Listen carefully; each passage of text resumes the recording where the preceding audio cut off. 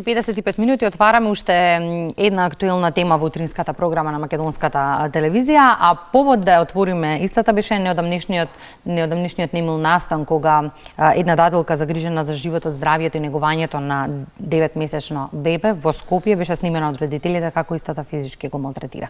Но овој пат разговорот ќе го насочиме на нешто поинакво, ќе зборуваме за потребата од социјализација, потребата од градинките и потребата од лиценци за дадилки, за да бидеме сигурни кој се влегува во нашиот дом. На оваа тема, наредниве минути ќе разговараме со Данила Трајковска од Мегеши. Добро утро и добре дојдовте. Добро утре, добро ве најдов.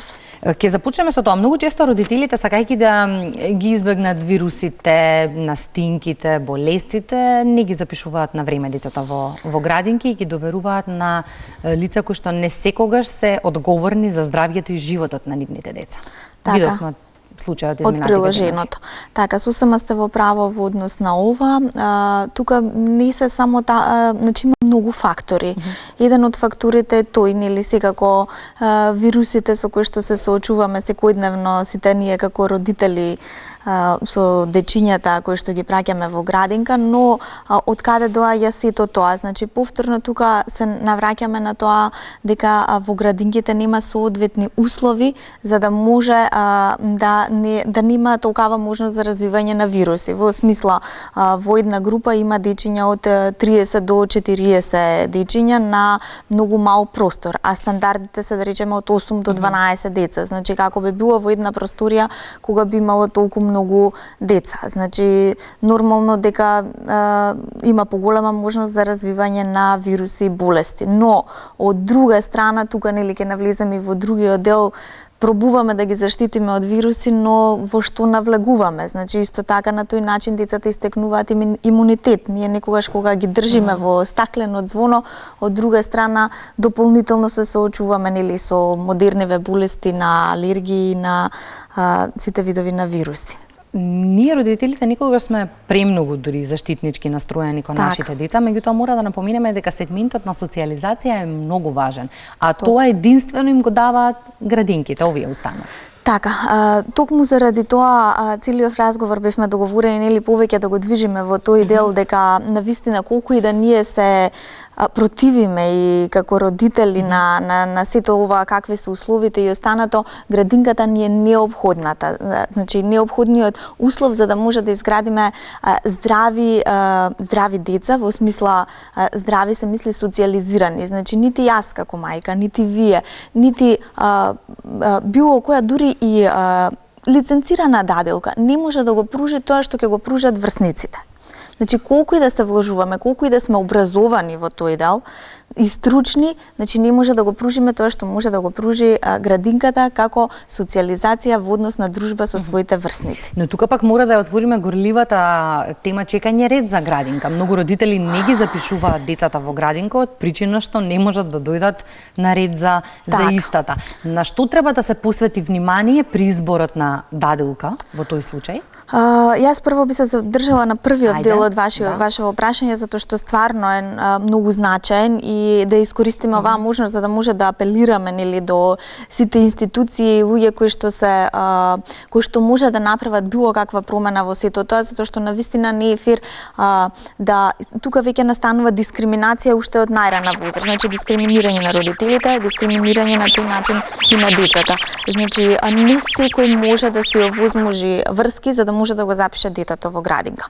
И жалосно е, тука на прво место доаѓаат да не може да го запишат детето во градинка токму оние родители на кои што најмногу им е потребно тоа. Значи тие кои што веќе имаат врски, да речеме финансиски се пообезбедени, може да се овозможат и дадилка. А условите за градинка се навистина 1500 динари за месец дена со згрижено и образовано дете е навистина нешто кое што секој треба да го има како можност, секој родител и секоја дете. 9 часот е, ајде да го слушнеме на новиот информативен блок, па ќе го продолжиме разговорот. Одиме со вести.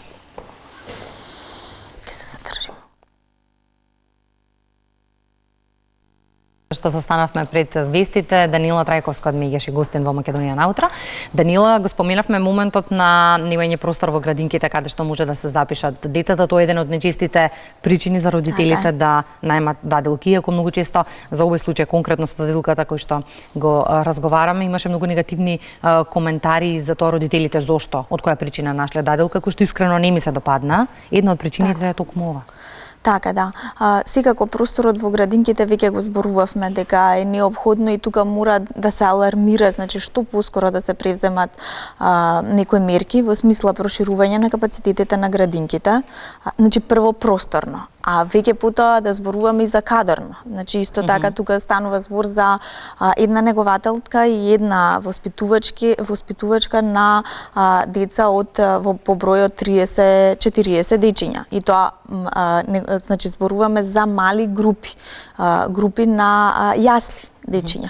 Значи, како да очекуваме исто тука, и тука се загрижени родителите, каков би бил квалитетот на грижа кон тие деца, иако ете да речеме станува збор за стручни лица, значи лица кои што завршиле соодветно образование за да бидат на таа позиција, но како би можеле и тие да се грижат за тие деца кога бројот е огромен. Значи ние не можеме дома на крај да излеземе со 2 до 3 дечиња, а камоли 30 да имате. Какво е искуството на Меѓаш во поглед на квалификациите кои што ги имаат негователките во градинките, па колку тие се со соодветни квалификации за грижа на децата? Така.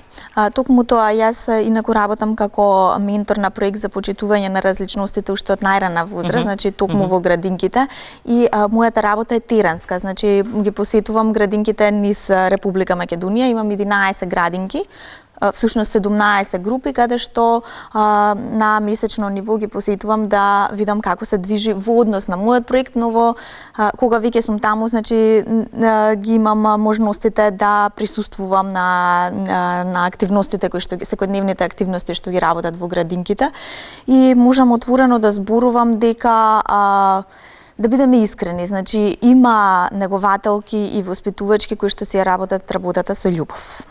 Тука нема збор, значи, но има за жал и лица кои што доаѓаат на тие позиции, значи ги добиваат тие работни места на несоодветни начини, и нивната стручност не ја зборувам само во однос на завршено образование. Значи и вие може да имате завршено образование за водител, меѓутоа доколку не си ја сакате работата, значи нема да се вклучувате толку, нема да се вклучувате со целосна енергија и посветеност во секојдневната работа. А замислете како е кога е за работа со деца. Значи во секоја друга професија може да има отстапување, но во оваа професија кога станува збор за деца, значи ве молам, тука мора нешто да се превземе. Значи дефинитивно кадрот кој што треба да работи со деца треба да биде стручен. Стручен, зборувам, стручноста не да се гледа само со завршување на образование, него стручен во однос да има стручни лица кои што ќе оценат дали таа личност е за работа со деца. Споминавме даделки со лиценца. Колку лиценцата е доволен доказ за соодветноста на личноста која што ја внесуваме дома? И од друг аспект, на што треба да внимаваме при вработувањето на даделка во својот дом? Така, значи кажавме, родителите доаѓаат во таква ситуација да мора да вработуваат даделки заради тоа што нели мајката по 9 месеци според закон мора да продолжи со работа доколку е вработена, и немањето излез значи доведува до тоа да мора да вработат, да примат дома некоја даделка која што ќе се грижи за нивните деца. Секако да се има лиценцирана даделка е предност отколку да се вработуваат по препорака, значи по роднини, пријатели или соседи лица како што беше и овој случај, нели? Едно е лиценцирана, значи тука позади нив стои институција, значи агенција која што е одговорна, значи веќе и правно родителот има многу поголема можност каде да се спротистави на сето ова, за разлика од тоа што вработува и прима во својот дом некој кој што се грижи за нашето најдраго, значи најзначајно. Но сепак и лиценцата тука мораме да бидеме внимателни како ја добиваат таа лиценца, и би апелирала овде на трајноста на лиценцата. Значи како и во секоја професија, која е хуманна професија, која што е за работа со деца, значи работа со луѓе, сметам дека лиценцата би требало да се обновува. Едно е да добиете вие лиценца на 20-25 години, а друго е да работите уште 10-20 години на истата работна позиција. Значи мора постојано да има стручен надзор колку таа личност ја заслужува таа лиценца. Исто како што ние